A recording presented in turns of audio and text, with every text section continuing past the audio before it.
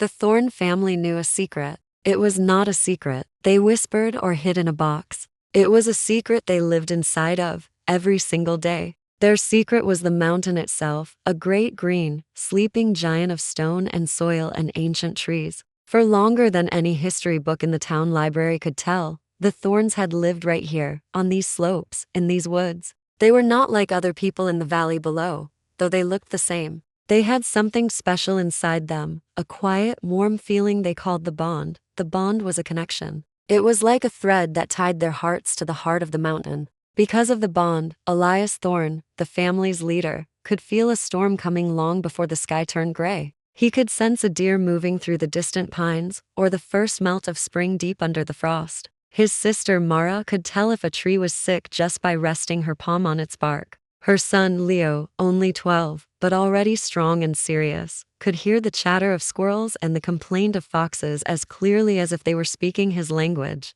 The bond made them strong. It made them careful. It made them keepers. Their most important job was to protect the mountain. In return, the mountain protected them. It gave them food from its streams and gardens. It gave them wood for their fires and peace for their spirits. They did not change into huge, scary wolves you might read about in storybooks. That was a silly fairy tale. Theirs was a quieter magic. It was the magic of belonging, completely and forever, to one perfect place. The very best day of their whole year was Christmas Eve. That was the night they thanked the mountain. That was the night they made their promise all over again. The heart of this promise was the Yule Log. Weeks before Christmas, the whole family would search the forest together. They needed to find the right tree. It had to be a grand, old tree that had lived a full life and fallen naturally in the winter winds. This year, they had found a majestic fir tree, as wide as a car and as long as a school bus. Carefully, with respect, they had trimmed its branches and hauled it to their special clearing, a wide circle of soft moss, where the stars seemed brightest. On Christmas Eve,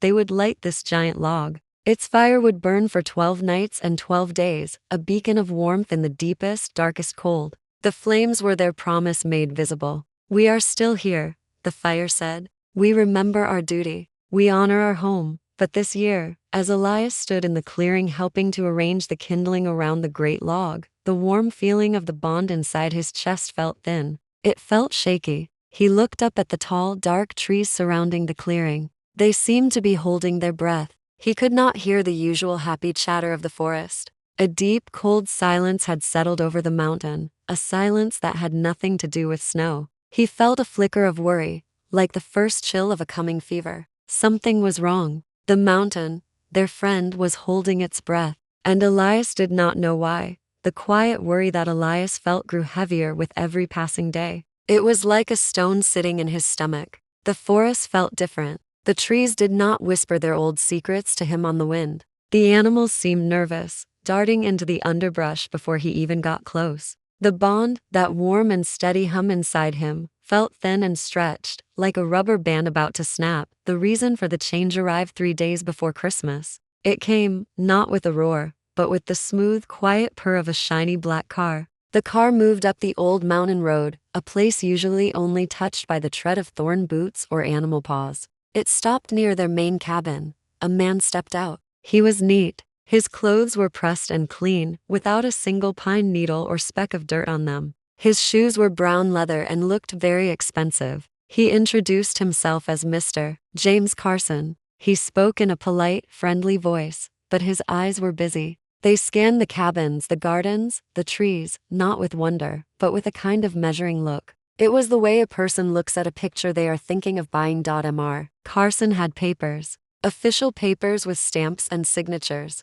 He showed them to Elias in a gentle, "Sorry about this" manner. The papers said that a company named Sundance Holdings now owned a very large piece of the mountain. It included the eastern ridge, dense with hemlock trees older than Elias's grandfather. It also included the sunny southern meadows where the wildflowers bloomed in summer. Worst of all, the papers included the Thorne family's sacred clearing where the Yule Log waited. Mr. Carson called it progress. He talked about new families who would love the views, about good jobs for people, building new houses, and a beautiful clubhouse where folks could have dinner and look at the stars. He saw trees as timber, the meadows as building lots, and the clear rushing creek as a nice background feature. He did not feel the bond. He did not hear the mountain's heartbeat. He only saw land. After he left, the machines came. First, men came and tied bright lemon-yellow plastic ribbons to trees. Then they put up long plastic fences that screamed private property and no trespassing in bold black letters.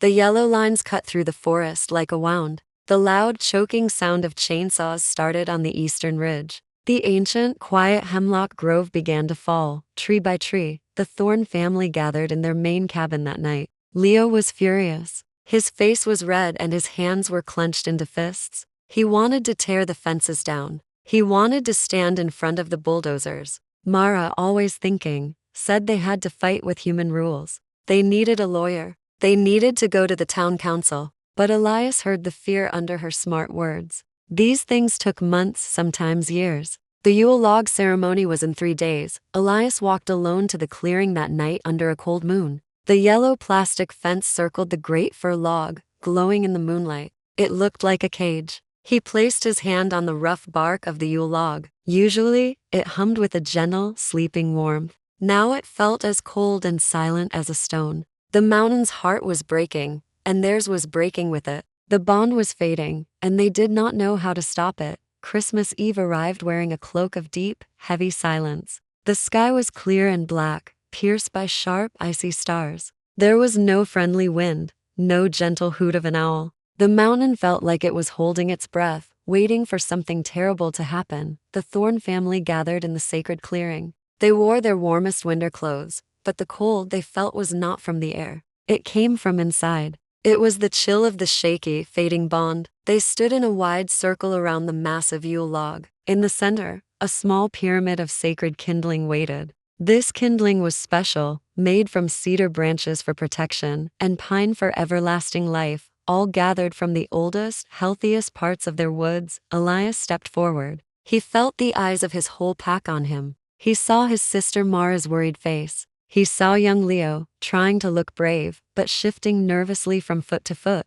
He saw the elders, their expressions grim. They all depended on him, and he had never felt so powerless. He raised his hands and began the old words. His voice, usually strong and sure, sounded small in the vast quiet. He spoke the words of greeting to the mountain. He spoke the names of the trees and the streams. He thanked the forest for its shelter. He asked for the strength to continue as its keeper. The family joined him for the last line, their voices weaving together in the frosty air. By root and rock, by star and snow, our promise holds. Our fire will glow. It was Mara's turn. She lifted a heavy torch, its end wrapped in oily rags. She had dipped it in special sap that morning, sap that should burn bright and hot. She walked to the log. Everyone leaned forward, their hope, a fragile, glowing thing in the dark. Mara touched the flame to the heart of the log, right where the ancient sap had pooled in a thick, golden knot. The fire should have leaped up. It should have roared to life with a cheerful crackle. Instead, it sputtered.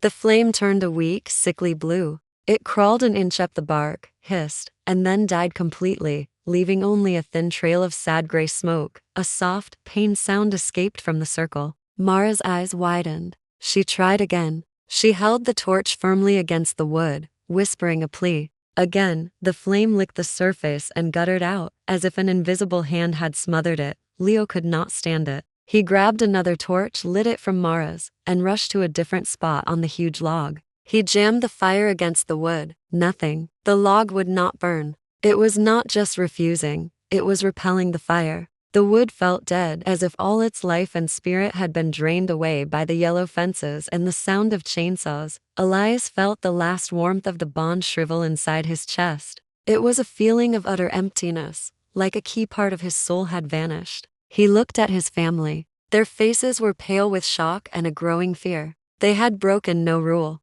They had said every word correctly. But the promise was broken from the other side. The mountain no longer trusted them. Their magic, their purpose, their very identity as the keepers, was fading away with the dying sparks at their feet. The longest night of the year had just begun, and they stood in the dark, their tradition and their hearts frozen solid. For a long time, no one in the circle spoke. The only sounds were the faint, miserable crackle of the torches and Leo's frustrated sniffles. The deep, inky dark of the forest seemed to press closer around them, mocking their tiny points of light. The great Yule Log was a cold, dark ship run aground in a sea of moss and despair. Elias finally broke the silence. His voice was rough, scraped raw by failure. "We cannot force it," he said. The words tasted like ash. "The fire is a promise, not a command. The mountain thinks we lied, but we didn't lie." Leo burst out, kicking at a pine cone. "We didn't sell the land." "He did.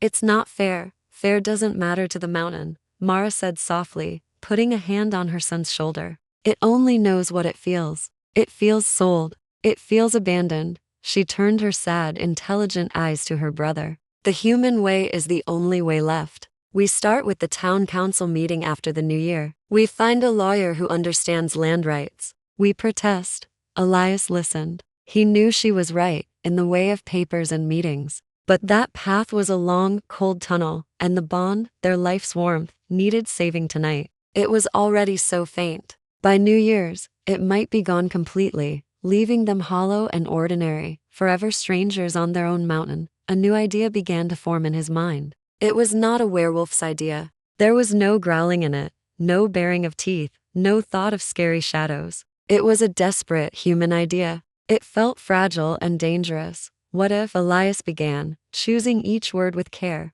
"we speak to Mr. Carson? Not as angry creatures, not as enemies, but as people."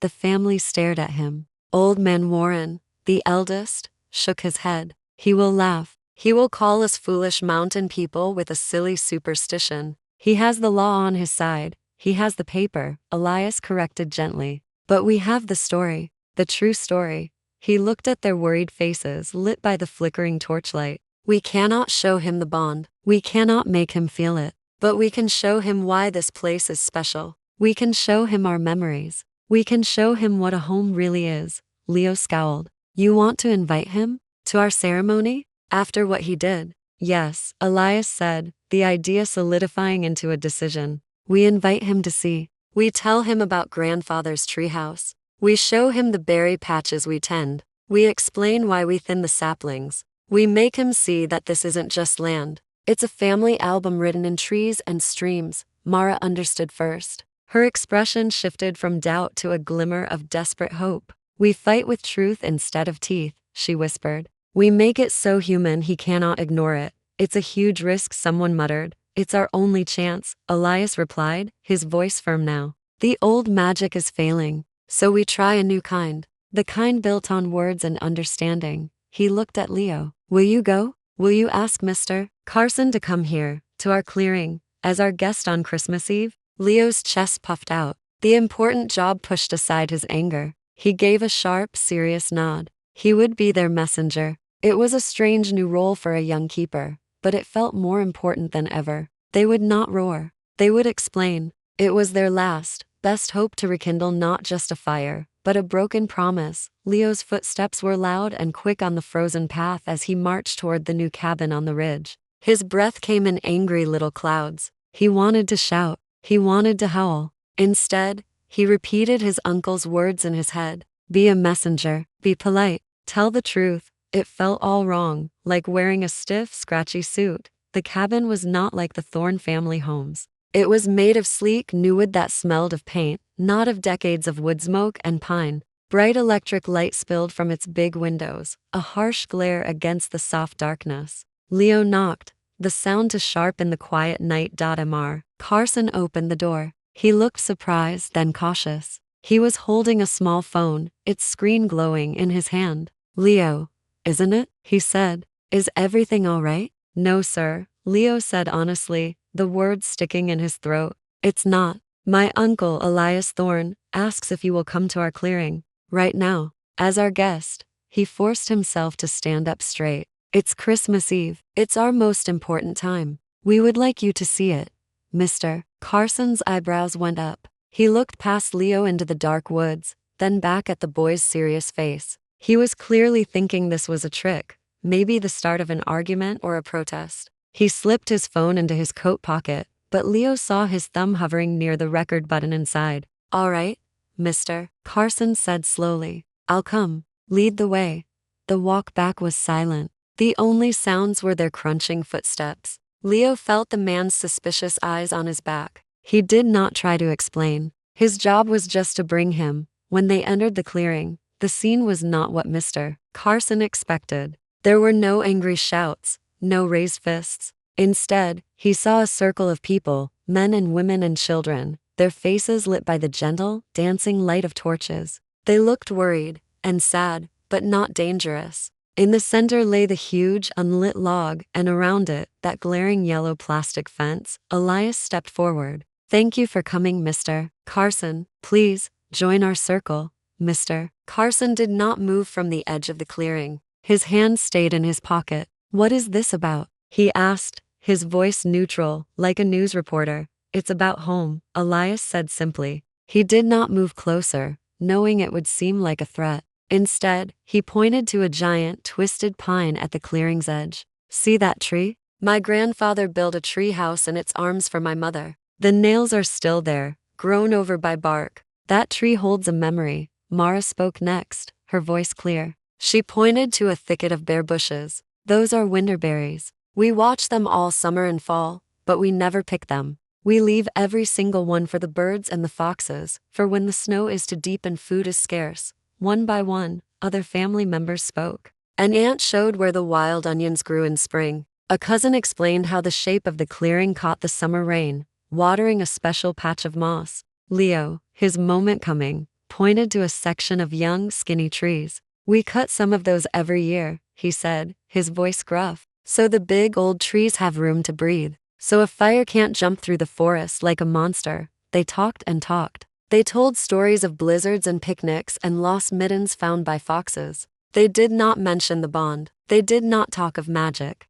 They spoke of love. The kind of love built from 1,000 small, careful acts over hundreds of years. Mr. Carson listened. Slowly, his hand came out of his pocket. He was not recording anymore. He just listened. He looked from their earnest faces to the cold, dark Yule log, and then to the yellow plastic fence that he had ordered put there. His polite, businesslike expression began to change. It became thoughtful, and then, for a flickering moment, something like pain passed over his face. He was not seeing property anymore. He was seeing a living, breathing story, and he was the villain who had torn one of its pages. A long silence filled the clearing after the Thorne family stopped speaking. The only sound was the soft hiss of the torches. Mr. Carson stood very still, his eyes fixed on the great, dark Yule log. He was no longer looking at it as a piece of timber. He seemed to be seeing the generations of hands that had touched it, the centuries of firelight it had held. He took a slow step forward. Then another. He walked right past Elias, his expensive shoes crushing the soft moss, until he stood before the log. He reached out, not to the kindling, but to the rough bark itself. He placed his palm flat against it, as if feeling for a heartbeat. He closed his eyes for a moment. When he opened them, he turned to look at the family. His voice, when he finally spoke, was quiet and very different. It had lost its polite business tone. It just sounded tired and a little lonely. "My grandfather had a farm," he said. The words seemed to surprise even him. "In Iowa, flat, golden land. Not like these mountains at all." He swallowed hard, still looking at the log. "There was a giant oak tree by the farmhouse. Every Christmas, we'd decorate it with strings of popcorn and bits of old tin cans that caught the light. It wasn't pretty, but it was ours." He paused, the memory a vivid picture in the cold air. "When he died, the family sold the land to a big agricultural company. I stood by that oak tree on the last day. They cut it down the next week to make room for more rows of corn. I haven't felt rooted anywhere since." He looked directly at Elias, his eyes shining with a wet gleam in the torchlight. "You said the land feels sold. I understand that feeling. I just never thought I could cause it." Then, with a decisive movement, he pulled his hand from his pocket. He was not holding his phone. He was holding a heavy, silver lighter. It glinted, a cold, modern thing. He walked past the log, to the edge of the yellow plastic fence that caged it. Without a word, he flicked the lighter. A small, steady flame sprang to life. He crouched down and touched the fire to the bottom corner of the plastic fence. The material did not just burn. It melted and curled, blackening with a sharp, chemical smell that was terribly wrong in the clean pine air. The Thornes watched, holding their breath. Mr. Carson let it burn for a few seconds, a hole growing bigger and bigger, and then he stamped it out with his shoe. He kicked the ruined plastic aside, leaving a gaping, broken opening in the fence. It was a small, simple act, but it felt enormous. It was the first time anyone had broken a rule to help them. Boundaries, mister, Carson said softly, almost to himself. They only mean something if you respect what's inside. He then walked to the pile of sacred kindling, the cedar and pine the pack had gathered. He took a burning torch from Mara's hand. He touched its flame to the dry twigs. This fire caught immediately, blooming with a cheerful, natural crackle. He nursed it until it was a strong, healthy little blaze. Finally, he turned and held the torch out to Elias. Try now, he said. His voice was full of a new hope. Elias took the torch. His hand did not shake. He felt a tiny, warm flicker in his chest, the faintest echo of the bond stirring awake. He walked to the Yule log. He did not hurry. He placed the burning end of the torch directly onto the resinous heartwood, right where Mara had tried before. This time, the flame did not sputter. It caught. It greedily climbed the bark, tracing a golden path upwards. With a soft, deep sound, like a satisfied sigh, the entire massive log ignited. A wave of glorious, buttery heat and light exploded outward, pushing back the darkness and painting every face in the clearing with a warm, joyful glow. A collective gasp of relief and wonder rose from the Thorne family.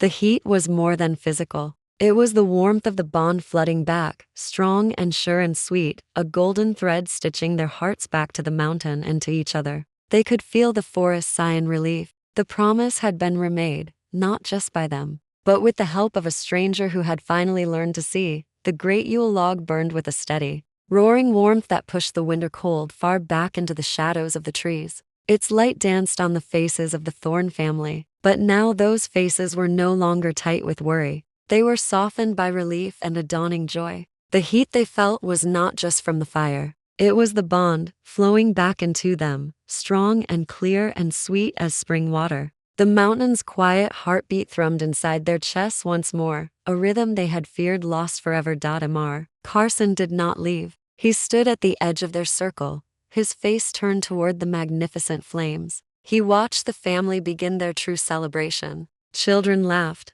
mugs of hot spiced cider were passed around, and someone started singing a very old Christmas carol about evergreen trees. The fear and suspicion were gone. He saw only a family, together in a place they loved, keeping a tradition alive. Elias walked over to him, holding 2 steaming mugs. He handed one to Carson. For a moment, they stood in silence, side by side, watching the fire. This is what it was for, Elias said quietly, gesturing to the log with his chin. Not for magic, for this, for remembering. We're part of something bigger. Carson took a sip of the cider. It was tart and sweet, and tasted of wood smoke and apples. I can see that now, he said. He took a deep breath, as if making a decision. The development plans, the ones I showed you, they can be changed. Elias's heart leapt, but he stayed quiet, letting the man speak. I don't have the power to give you back the land on paper, Carson continued, his eyes serious. But I have the power to redraw the lines.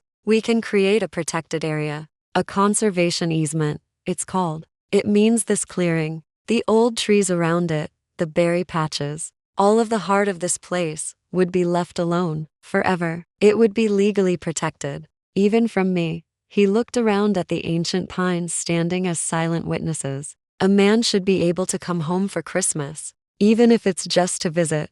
It was not a perfect solution. The eastern ridge with its lost hemlocks was still gone. There would still be new houses on the meadows. But the core, the living heart of their mountain and their bond, would be safe. It was a compromise, a thing built in the human world of lawyers and lines on a map. But it was born from the understanding kindled by this fire. Elias held out his hand. Carson shook it. The handshake was firm, a new promise made between them. That night, the celebration felt different. It was not just a relief, but a new beginning. Leo brought Carson a slice of their special honey cake. Mara told him the story behind the carol they were singing. He was not an intruder anymore. He was a guest, and perhaps, the beginning of a new kind of Elias. The fire crackled, painting the sky with sparks that rivaled the stars. Elias understood something important. Their old magic, the bond, was precious, but it had needed help. The help had come from a different magic altogether, the human magic of sharing a story, of offering kindness instead of anger, of finding a flicker of understanding in someone else's heart. That was a magic anyone could learn. The Yule log would burn for 12 nights and 12 days, a beacon on the mountainside. It was a promise kept, not just to the land, but to the future. It was a light saying that some things, like family and home and memory, were worth protecting in any world, with any tools you had. And for this Christmas, that was the greatest gift of all, the end.